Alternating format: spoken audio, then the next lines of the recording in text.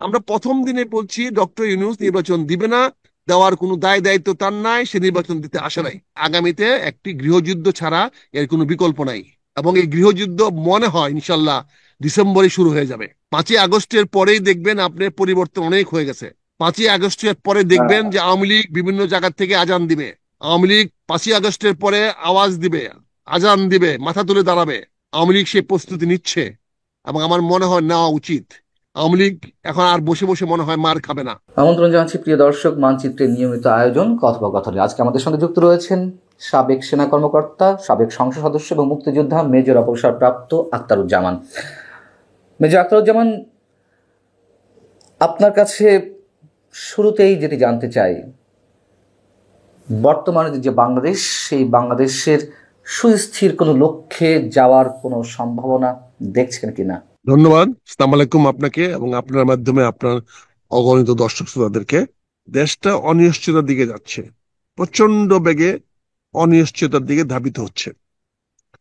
আমরা আজকেও সকালবেলা দেখলাম যে ইলিয়াস সাহেব আসিফ নজরুলের অফিস ঘেরাও করার জন্য আহ্বান জানিয়েছে।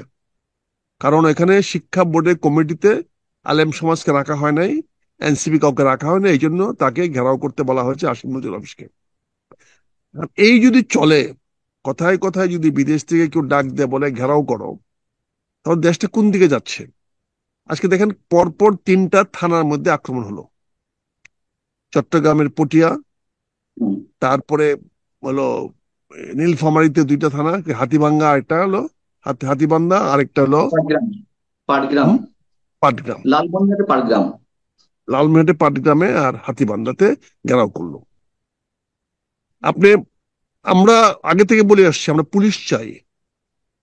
আমরা পুলিশ চাই যে পুলিশ তদন্ত করবে এবং তদন্ত করে অপরাধীকে শনাক্ত করবে এবং তারে আইনের কাছে সোপর্দ করবে।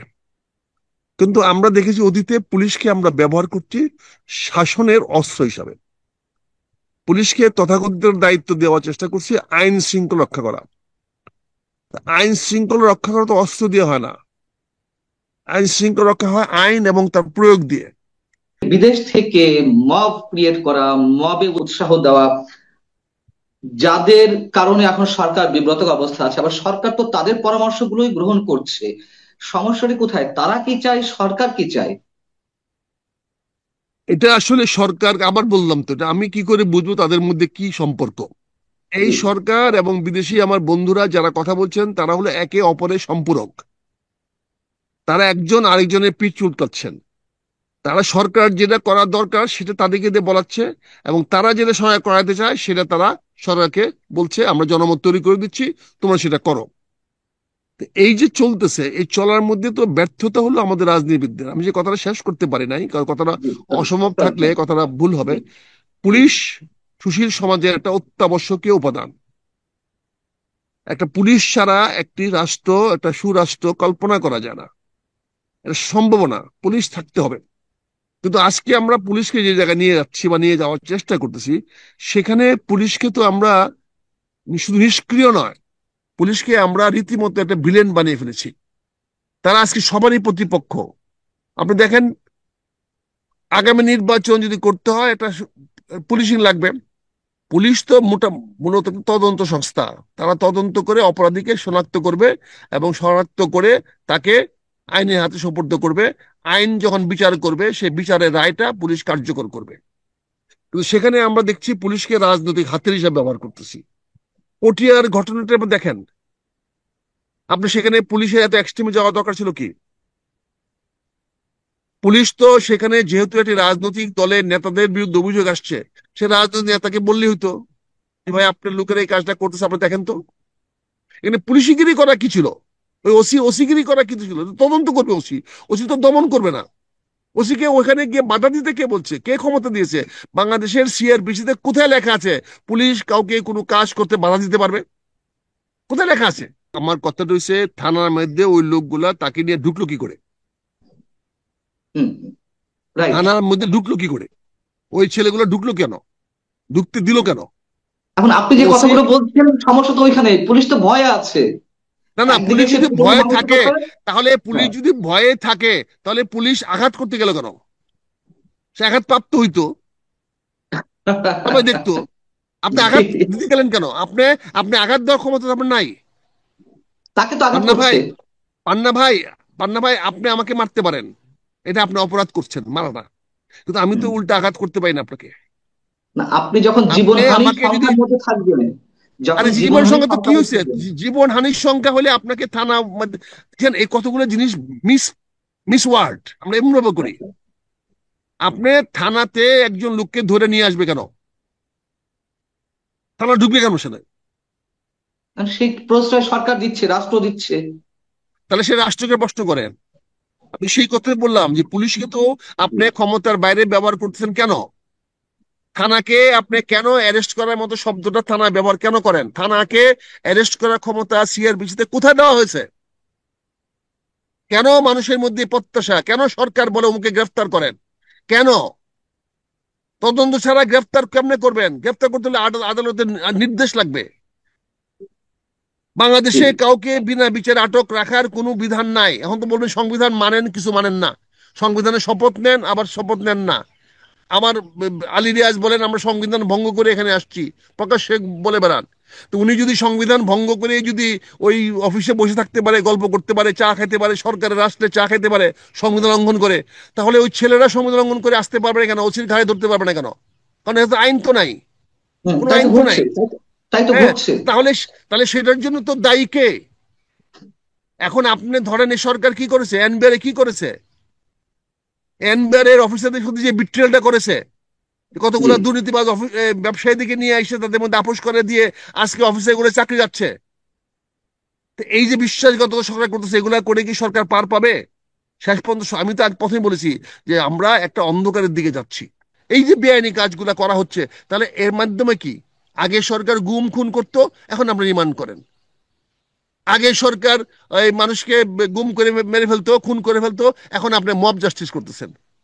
তো একই জিনিস তাহলে চলতেছে তো। তাহলে পার্থক্যটা কি? যে যে অভ্যুত্থানটি অনুষ্ঠিত হলো, সংগঠিত হলো, যে আন্দোলন ক্রিয়েট করা হলো, যার মাধ্যমে শেখ হাসিনা সরকারের পতন হলো, তাহলে এখনো যদি সে আগের ধারাবাহিকতা চলে, বরঞ্চ আগে মব ভায়োলেন্স ছিল না, এর সঙ্গে যুক্ত হয়েছে মব ভায়োলেন্স, এবং সেটিকে জাস্টিফাই করার চেষ্টা চলছে। বলা আব্বাস হচ্ছে সাহেব, আগের সরকার সামাজিক যে কাজগুলো করেছে তার সামাজিক ফ্যাসিবাদ, তার প্রতিক্রিয়া হিসেবে এটা সামাজিক ফ্যাসিবাদ। কিন্তু এই ভায়োলেন্স গুলো কারা করছে? বিএনপি একটি অংশ করছে, আর সরাসরি জাতীয় নাগরিক পার্টি বা বৈষম্যবিরোধী ছাত্র আন্দোলনের নেতা করছে, যারা অভ্যুত্থান ঘটিয়েছিল। তাহলে মানুষের সঙ্গে কি এটি প্রতারণা নয়? এটা প্রতারণা কে করছে? হাসিনার প্রতারণার জবাব আমাদের ডক্টর ইউনূস সাহেব দিচ্ছেন। এনে বিএনপি না মানতেছে কেন? এনসিপি না মানতেছেন কেন? রাষ্ট্র তো নিয়ন্ত্রণ এনসিপি করে না, রাষ্ট্র তো নিয়ন্ত্রণ বিএনপি করে না। Right. এটা শেখ শেখ হাসিনার স্থলাভিষিক্ত হয়েছে ডক্টর ইউনূস। এই জবাব একটু ইউনূস দিবে। ডক্টর ইউনূস আজকে দেশে অসাংবিধানিক সরকার প্রতিষ্ঠা করেছেন, সংবিধান বরখেলাপ করতেছেন, বড় বড় গলায় বলতেছেন। তার লোকেরা বলতেছে আমরা সংবিধান অমান্য করে আসছি। তারা আইনকে অপপ্রয়োগ করতেছে, তারা যা খুশি তা করতেছে। তিনি তার অফিসে ডাকায় নিয়ে আসেন ইলেকশন কমিশনের চিফকে, উনি ডাকায় নিয়ে আসেন প্রধান বিচারপতিকে। তো এগুলো তো ক্ষমতার অপব্যবহার হচ্ছে। এটার দায়িত্ব তো প্রধান উপদেষ্টা সাহেবকে দিতে হবে। এই যে বিশৃঙ্খল অবস্থাগুলো, এই যে আনরেস্ট গুলো, এগুলো কি ইচ্ছাকৃতভাবে জিয়ে রাখা, ইচ্ছাকৃতভাবে ক্রিয়েট করা, বিশেষ কোনো উদ্দেশ্য সাধনের কোনো লক্ষ্য আছে কিনা বর্তমান সরকারের? না ভাই, প্রশ্নগুলো এভাবে করেন কেন? আপনি বলতে পারেন না এগুলো কেন হচ্ছে, তো হয়ে যায়। আচ্ছা, কেন হচ্ছে? আপনি কেন কতগুলো কথা দিয়ে কেন বলেন? ইচ্ছাকৃত, আচ্ছা, অনিচ্ছাকৃত। আচ্ছা, কেন কেন হচ্ছে, কেন হচ্ছে? জি, সেই হ্যাঁ, প্রশ্ন ওইটা উত্তর চাই। প্রশ্ন করে আমি উত্তর দিচ্ছি। জি।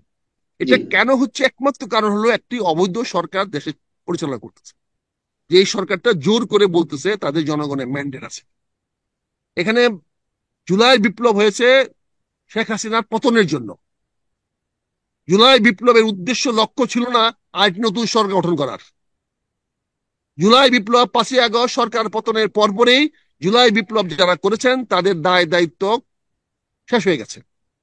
তাদের দায়িত্ব ছিল, দায়িত্ব না, তাদেরকে কেউ ক্ষমতা দেয় নাই একটি সরকার প্রতিষ্ঠা করার জন্য। জি। কিন্তু কাকতালীয় ভাবে এই দেশের রাজনীতিবিদদের মানে কি বলবো, অযোগ্যতা, অদক্ষতা এবং অনভিজ্ঞতার কারণে তারা ওই একটা মিক্সড সরকার, না মার্শাল ল, না বিপ্লবী, না কোনো কিছু, না সাংবিধানিক একটা সরকারের ফাঁদে তারা পা দিয়েছে। এই ভুলের খেসারত আজকে আমরা দিচ্ছি। আজকে ডক্টর ইউনূসের সরকার আছে, কেন্দ্রের সরকার আছে, কিন্তু সেই কেন্দ্রের সরকারের কোন রকম নিয়ন্ত্রণ আমার কটিয়াদীতে নাই, কিশোরগঞ্জে নাই, আমার বাজিতপুরে নাই, আমার ভৈরবে নাই। তার নিয়ন্ত্রণ তার ওই বিল্ডিং এর, তার যে ওই যে 8 নম্বর হেয়ার রোডের বাসার চারপাশে, ওই বাড়ির চারপাশে, সেটাও তাও 144 জারি করে তার সে ক্ষমতা দেখাইতে হয়। তার থেকে 1 কিলোমিটার দূরে শাহবাগ চত্বরে এই সরকারের কোনো কর্তৃত্ব নাই। আর ঢাকা শহরে অনেক অলিগলি তো নাই। কিন্তু এই সরকারটা আমরা কেন মানলাম? এই সরকার যদি বিপ্লবী সরকার হতো, তাহলে আজকে এই লেজে গোবরের অবস্থা হতো না। জি। আজকে তো চট্টগ্রাম বন্দর লিজ দেওয়ার প্রশ্ন আসতো না। আজকে তো গ্রামীণ ট্যাক্স মাফ করার প্রশ্ন আসতো না। আজকে তো উনি গ্রামীণের ট্যাক্স মাফ করাতে পারতেন না। আজকে তো গ্রামীণ ম্যান পাওয়ার কোম্পানি উনি খুলতে পারতেন না। আজকে উনি তো ওই করিডোর দেওয়ার কথা চিন্তা করতে পারতেন না, কারণ বিপ্লবী কেন সরকার এটা করতো না। যদি ওই ধরনের কাজে কোনো সরকার বিপ্লবী সরকার, হতো তাহলে পারতো না কেন? সেই কারণ সুযোগ এই সরকার ছিল তো না? কোনো বৈধতা নাই। এই সরকার কি সরকার?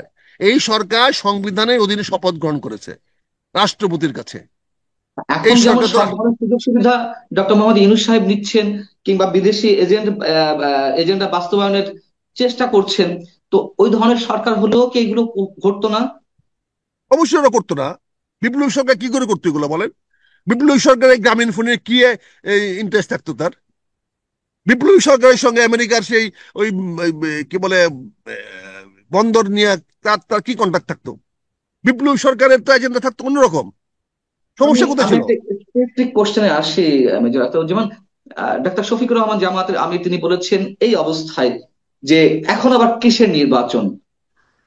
আপনি কি এটা কোনো ব্যাখ্যা দিবেন? মানে আমি তো এই উনি ধরনের প্রশ্ন বলে, করতে পারছি না, যে করলে আবার বলবেন যে এই ধরনের প্রশ্ন না না, কেন উনি তো করছেন। উনি তো সঠিক প্রশ্নের উত্তর দিয়েছেন। হুম। উনি তো যেখানে যেই থানা তার নিজেকে রক্ষা করতে পারে না, সেই থানা নির্বাচন কেন্দ্র কিভাবে রক্ষা করবে? কিন্তু এই কাজে তো এখানে জায়গাগুলো ভোট থেকে ভোট এই এই ভোট জায়গাগুলো হওয়ার থেকে কোনো সুযোগ নাই। না, এরকম একটা সিচুয়েশন তৈরি করা হবে, এই ধরনের একটি প্রশ্ন রাইজ করা হবে, অনেকে অনেক আগে থেকে বলে আসছিলেন যে এই আনরেস্ট গুলো, আমি অন্যদের মন্তব্য করছি, আপনি উত্তর দিবেন কিনা এটি না না, একেবারে মানে আপনার প্রশ্ন বিষয়। করার উত্তর, হ্যাঁ। জি। যে এই ধরনের একটা পরিস্থিতি তৈরি করা হবে যাতে এই প্রশ্নগুলো অ্যারাইজ করা যায় যে এখন আবার কিসের নির্বাচন, ঠিক সেই প্রশ্নটা। যেহেতু আগে যদি এই আলোচনাগুলো না উঠতো, তাহলে আমরা ওই প্রশ্নটা তুলতাম না। যেহেতু অনেক আগে থেকে অনেকে এই কথা বলে আসছেন যে একটা প্রচন্ড আনরেস্ট সিচুয়েশন বাংলাদেশে তৈরি করা হবে ক্রমাগত ভাবে, যার মধ্য থেকে নির্বাচন পেছনে একটা টেন্ডেন্সি থাকে এবং এই প্রশ্নগুলো সামনে আনা যায়। সেই প্রশ্নটি কি জামাতে ইসলামের আমির করেছেন? এখন অনেকের প্রশ্ন, আমি অন্যদের কথা আপনার সামনে রিপ্রেজেন্ট করছি। এটা আপনি কি? যদি ভাবার, এটার জন্য তো আর ওই কি বলে ওই কার্ল মার্ক্সের থিওরি পড়তে হবে না। জি। এটা তো খুব সহজ সরল কথা। আপনি কি মনে করেন আজকে বাংলাদেশের যদি একটা সুষ্ঠু অবাধ সুন্দর নির্বাচন হয়, জামাত সরকার গঠন করতে পারবে? প্রশ্ন ওঠে না। অথচ আজকে জামাতের প্রায় 70% ডিসি জামাতের লোক, বাংলাদেশ ব্যাংকের লোক জামাতের, বিভিন্ন ব্যাংকে বিভিন্ন প্রতিষ্ঠানে জামাতের লোক, জি। ঢাকা বোর্ডে জামাতের লোক, ইউনিভার্সিটি জামাতের লোক, অনেক জায়গায় জামাতের লোক। আপনি কি মনে করেন আগামী নির্বাচন যদি হয়, যেভাবে নির্বাচন হয়, প্রতিনিধি নির্বাচন হোক আর ডাইরেক্ট নির্বাচন হোক, সেখানে জামাত হয়তো একটা বড় বিরোধী হতে পারে? তো বড় বিরোধী হতে পারলে কি ঢাকা ইউনিভার্সিটি ভিসি কি জামাতের লোক হতে পারবে? ওখানে ডিসি হিসাবটা কি সহজ। ডিসি কি ডিসি কি 10% 20% ডিসি কি তার হতে পারবে? এসপি তার হতে পারবে? পুলিশ অফিস হতে পারবে? ঢাকার মেট্রোপলিটন কমিশনার কি যে হতে পারবে? ওখানে কি ওই পুলিশের আইজিপি কি হতে পারবে? কাজে জামাত তো ভালো অবস্থায় আছে, নির্বাচন দরকার নাই। তারা বিভিন্ন ভাবে টাল বাহানা করে নির্বাচনে পিছিয়ে নিয়ে যাবে। এখন যে প্রোটোকল যারা পাচ্ছে জামাতের নেতারা, এটা কি সরকারের মন্ত্রীর চেয়ে কম পাচ্ছে? কম সুযোগ সুবিধা তারা পাচ্ছে? তাদের টিএডি হতে পারছে না, টিএডি দরকার নাই, তাদের এনাফ ফান্ড আছে। কিন্তু এখানে তারা সবাই ঐক্যবদ্ধ বিএনপি কে ঠেকাও, বিএনপি কে ঠেকানোর জন্য তারা রাজনীতি করছে। এবং ডক্টর ইউনূস নির্বাচন দিবে না, এটা আমরা প্রথম থেকেই বলে আসতেছি। কিন্তু আপনারাই বিভিন্ন বলে বলে এই পর্যন্ত আসছেন নির্বাচন হবে, আজও কাইলেও হবে। আমরা প্রথম দিনে বলছি ডক্টর ইউনূস নির্বাচন দিবে না, দেওয়ার কোনো দায় দায়িত্ব তার নাই, সে নির্বাচন দিতে আসে নাই।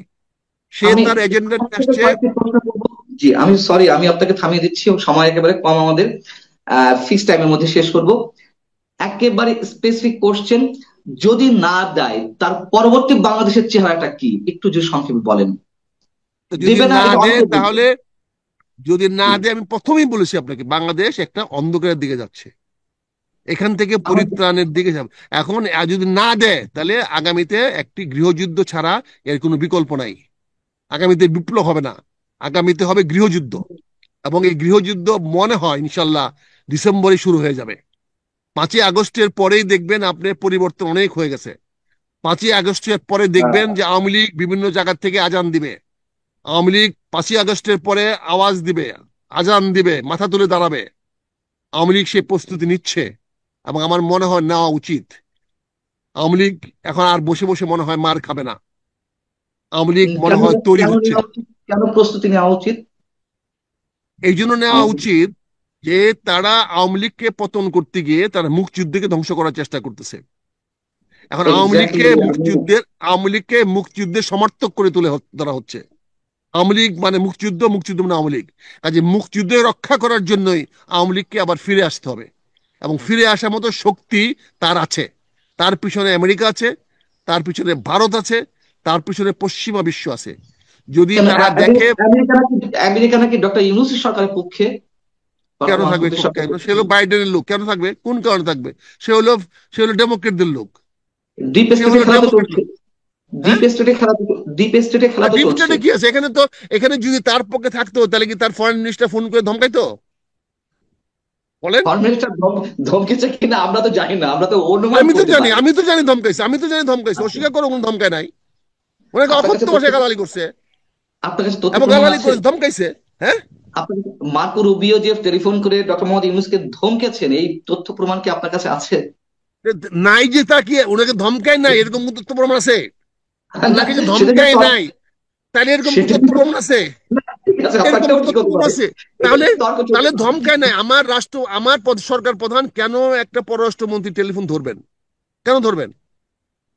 এক্স্যাক্টলি। টেলিফোন করে এইটা যদি এইটা গালাগালি এইটা করেন নাই, তাহলে তিনি ওই ও বন্ধু টেলিফোন করে যে গালাগালি করেন নাই, তাহলে এর প্রমাণ কি? আপনি ধরলেন কেন তার টেলিফোন? আপনি তার টেলিফোন উঠালেন কেন? যদি ব্যক্তিগত হয়ে থাকে তাহলে আমাদের জানালেন কেন? রাইট। আর যদি সরকারি আমি হয়ে থাকে তাহলে আপনি কি কথা হয়েছে আপনি জানাচ্ছেন না কেন আমাদেরকে? কেন জানাচ্ছেন না? জানাচ্ছেন না এই জন্য আপনাকে অপমানজনক কথা বলেছে, আপনাকে ইনসাল্ট করেছে, আপনাকে যেটাকে আমরা বাংলা ভাষায় বলে অকথ্য ভাষায় গালাগাল করেছে। এই জন্য আপনি আমাদেরকে জানাচ্ছেন না। এটাই তো তথ্য প্রমাণ। এর বিকল্পটা আপনি বলেন। আমি তো বলছি, আমি তো প্রকাশ করলাম যে এর ছাড়া কি, আমি তো আপনার তথ্য প্রমাণ দিলাম, কিন্তু অন্য কিছু বলে আমার নাই। আমরা 3 মিনিটের মধ্যে শেষ করব। ছোট করে আপনার কাছে একটু আনসারটি পেতে চাই। আপনি যে সবচেয়ে স্পর্শকাতর বিষয়টি কথা বললেন আমাদের অস্তিত্বের জায়গা থেকে, যে এই সরকার মুক্তিযুদ্ধকে বিতর্কিত করতে চাইছে, ইতিহাস দান করে দিতে চাইছে, এবং আবারও সরকারের তথ্য এবং সম্প্রচার উপদেষ্টা শুক্রবার তার ফেসবুকে একটি দীর্ঘ স্ট্যাটাস দিয়েছেন। এই আন্দোলনের উদ্দেশ্য সম্পর্কে তিনি ক্লিয়ার করেছেন, এবং আবারও এই আন্দোলনকে, 24 আন্দোলনকে তিনি 71-এর সঙ্গে মেলানোর ধৃষ্টতা দেখিয়েছেন। আমার প্রশ্ন হচ্ছে, 71-এ তো আমরা স্বাধীন একটা ভূখণ্ড পেয়েছি, তারা ম্যাটিকুলাস ডিজাইন তো ছিল না, স্বতঃস্ফূর্ত মানুষের অংশগ্রহণ ছিল 71-এ প্রতিটি ধাপে, 66, 69, 70। তিনি এখানে বলছেন যে সেটা নাকি ম্যাটিকুলাস ডিজাইন ছিল, এবং সেটির সাথে 24-এ গণ অভ্যুত্থানকে বা আন্দোলনকে আবারও মেলাতে চাইছেন আমি আমি একজন। মাহফুজ আলমের কথাগুলো শুনি নাই, বক্তব্য শুনি নাই, তো আপনার বিশ্লেষণে যেটা পাইলাম সেখানে সে 71-কে রেফারেন্স দিয়েছে। 71 তো অস্বীকার করে নাই, ডক্টর ইউনূসের মতো তো বাটন রিসেট করে 24 নাই। কথা কথা সে মেলাচ্ছে। বলছে 71টি একটি মেটিকুলাস ভাবে তৈরি হয়েছে। তো একইভাবে মেটিকুলাসলি এসে 24-এ আন্দোলন তারা করেছে। 24-এর 5ই আগস্টের পরে তাদের মেটিকুলাস প্রোগ্রাম কি সেটা আমরা জানতে চাই। আমরা দেখেছি বঙ্গবন্ধু শেখ মুজিবুর রহমানের বা পাকিস্তান থেকে প্রত্যাবর্তন করার পরে ওনার আর কোনো মেটিকুলাস প্রোগ্রাম ছিল না। উনি তখন মৌলানা ভাসানীর সঙ্গেও ছিলেন না, সিরাজুল আলম খানের সঙ্গেও ছিলেন না, আলাদা হয়ে গেছেন। তার পরবর্তীতে ওনার যে মেটিকুলাস প্রোগ্রাম, সেই মেটিকুলাস প্রোগ্রাম জনগণ মানে নাই, ওনার বাকশাল মানে নাই, ওনার অনেক কর্মসূচিকে মানে নাই, যার ফলে ওনার করুণ পরিণত হয়েছে। আজকে যদি মাহফুজ আলমরা যদি একটা মেটিকুলাস প্রোগ্রাম করে হাসিনাকে পতন করা থাকে, আমি তার জন্য তাকে পূর্ণ অভিনন্দন জানাই। তারা সফল না হয়েছে। ঠিক আছে, আমার কথা হচ্ছে এটা তো একটা সরকারের পতন, আর ওটা একটা স্বাধীন ভূখণ্ডের জন্য যদি আপনার ম্যাটিকুলাস ডিজাইন থেকেও থাকে, আপনারা সেটি একটা স্বাধীন ভূখণ্ড না না উপহার দেওয়ার জন্য সেটা, এটা আপনারা দিয়েছেন। না না সেটা তো মেটিকুলাস প্রোগ্রাম করে করেছে, সে সফল হয়েছে, সে তো অস্বীকার কিন্তু করে নাই। ওটার মাহফুজ তো সঙ্গে অস্বীকার কেমন করে নাই, মাহফুজ বলছে মেটিকুলাস প্রোগ্রাম করে যদি একটা রাষ্ট্রকে পরিবর্তন করা যায়। জি আমরা তো লড়কেলেঙ্গে পাকিস্তান করেছিলাম, পাকিস্তান তো আমাদের রাষ্ট্র ছিল।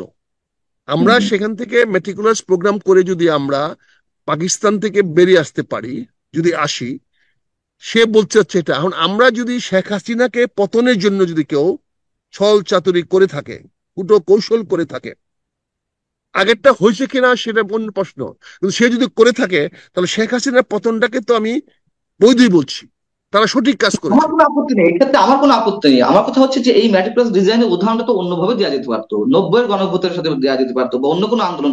কেন কথায় কথায় 71-কে আনা? কেন কোথায় কোথায় সবসময় রিপ্লেস করা 24-কে 71-এর এই জায়গায়? কথাটা তো, এই কথাটা তো আপনি আজকে বলে লাভ নাই। আমরা তো জুলাই মাসেই বলেছিলাম, মুক্তিযুদ্ধ থেকে আহ্বান জানিয়েছিলাম। গত জুলাই মাসে, 2024 সনের জুলাই মাসে আমার বক্তব্য আছে, দেখেন, জানিয়েছিলাম মুক্তিযোদ্ধারা সজাগ হন, রুখে দাঁড়ান, আপনাদের বিরুদ্ধে ষড়যন্ত্র হচ্ছে, সমস্ত রাজাকাররা ঐক্যবদ্ধ হচ্ছে, এই আন্দোলনের পুরোধা সবাই স্বাধীনতা বিরোধী, আপনারা সাবধান হন। আপনারা কেউ সাবধান হন নাই, আমার দলকেও বলেছে সাবধান হন, হন নাই। আজকে তারা আসছে, এটা জি, এই দেশের জনগণ সজাগ বলে 1 বছরের মধ্যে তারা ইস্ট পাকিস্তান বানাতে পারে নাই, পাকিস্তান বানাতে পারে নাই। 1 বছর চলে গেছে, কিন্তু তারা এখনো সেই চেষ্টা করে যাচ্ছে। ইনশাল্লাহ তারা সফল হতে পারবে না। এই অনেক বাংলাদেশ ধন্যবাদ, অনেক বাংলাদেশ ধন্যবাদ। থাকবে। এবং আমার দেশমাতা খালেদা জিয়া 1 জুলাইয়ের যে আহ্বানটা জানিয়েছেন, 3টা পয়েন্ট খেয়াল করে দেখেন। উনি একটু ছোট্ট বলেছেন আমরা স্পষ্ট, শেষ করবো। হ্যাঁ জি স্পষ্ট বলেছেন, জুলাই বিপ্লবের আমাদের সামনে নতুন বাংলাদেশ করার সুযোগ সৃষ্টি হয়েছে। সে জি নতুন বাংলাদেশ গড়া, উনি বাংলাদেশ করে নাই, বাংলাদেশটাকে নতুন করে গড়তে পারেন আপনি অবভিয়াসলি করেন। অবভিয়াসলি। তারপরে তিনি বলেছেন আমার দেশের সার্বভৌমত্বকে রক্ষা করার জন্য আমাদের ঐক্যবদ্ধ হতে হবে। জি কোন দেশের পররাষ্ট্রমন্ত্রী আমার সরকার প্রধানের সঙ্গে কথা বলা আমার সার্বভৌমত্বের লক্ষণ, জি এটা উনি স্পষ্ট করেছেন। আরেকটি উনি কথা বলেছেন, এই 24-এর এই যুদ্ধে, এই বিপ্লবে যারা আহত এবং নিহত হয়েছেন, তাদের পূর্ণ পাশন এবং তাদের কম্পেনসেশন, তাদের ক্ষতিপূরণ দেওয়ার ব্যবস্থা দেয়া হবে। নিতে বলেছেন, এবং তিনি করবেন।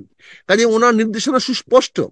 অনেক অনেক ধন্যবাদ মেজর আখতারুজ্জামান আপনাকে। দর্শক ভালো থাকুন, আল্লাহ হাফেজ।